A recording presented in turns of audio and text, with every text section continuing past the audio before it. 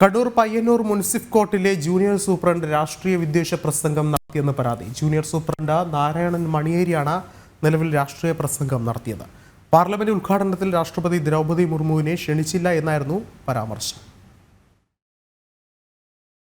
Bar കൗൺസിലിന്റെ republic ദിന പരിപാടിയിലായിരുന്നു പരാമർശം.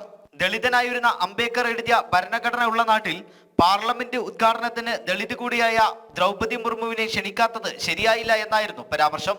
അവരെ കൂടി ക്ഷണിച്ചിരുന്നെങ്കിൽ അംബേദ്കർക്ക് സന്തോഷമായേനെ തുടങ്ങിയ രാഷ്ട്രീയ വിമർശനങ്ങളാണ് പയ്യന്നൂർ മുൻസിഫ് കോർട്ടിലെ ജൂനിയർ സൂപ്രണ്ട് നടത്തിയത്.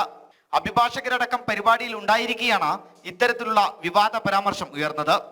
മണിപ്പൂർ വിഷയത്തെപ്പറ്റിയും ജൂനിയർ സൂപ്രണ്ട് പരാമർശം നടത്തുകയുണ്ടായി.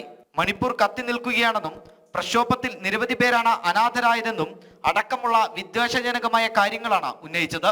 നിലവിൽ മണിപ്പൂരിൽ സമാധാനം നിലനിൽക്കെയാണ് പ്രകോപനം സൃഷ്ടിക്കുന്ന വാക്കുകൾ. സംഭവത്തിൽ കേന്ദ്ര സർക്കാരിന്റെ സീനിയർ അഭിഭാഷകൻ അഡ്വക്കേറ്റ് പി പ്രേംരാജൻ ജില്ലാ ജഡ്ജിക്ക് പരാതി നൽകി.